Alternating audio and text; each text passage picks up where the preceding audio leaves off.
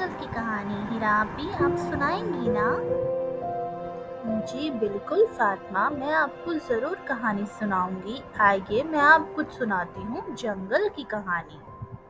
حضرت عقبہ ابن نافع رضی اللہ عنہ نے افریقہ کے ایک جنگل میں شہر بسانا چاہا تاکہ وہاں مسلمانوں کا لشکر قیام کر سکے۔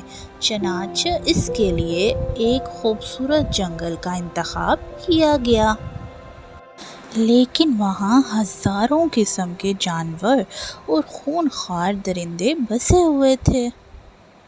حضرت عقبہ ابن نافع رضی اللہ عنہ نے اللہ سے دعا کی، پھر جنگل میں کھڑے ہو کر درندوں سے خطاب فرمایا: جنگل کے سانپوں اور درندوں، ہم محمد رسول اللہ صلی اللہ علیہ وآلہ وسلم کے صحابہ ہیں اور یہاں رہنا چاہتے ہیں، لہٰذا تم یہاں سے کسی اور جنگل میں چلے جاؤ۔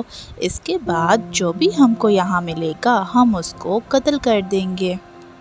سن کر جنگل کے جانور اور درندے اپنے اپنے بچوں کو لے کر جنگل سے نکلنے لگے اور دوسری جگہ منتقل ہو گئے۔ مسلمانوں کی اس ایمانی قوت کے حیرت انگیز کرشمے نے لوگوں کو حیران کر دیا اور مختلف قبائل نے اس دن ایمان قبول کر لیا۔ تو ننھی فاطمہ، یہ تھی ہماری آج کی کہانی، آپ کو کیسی لگی؟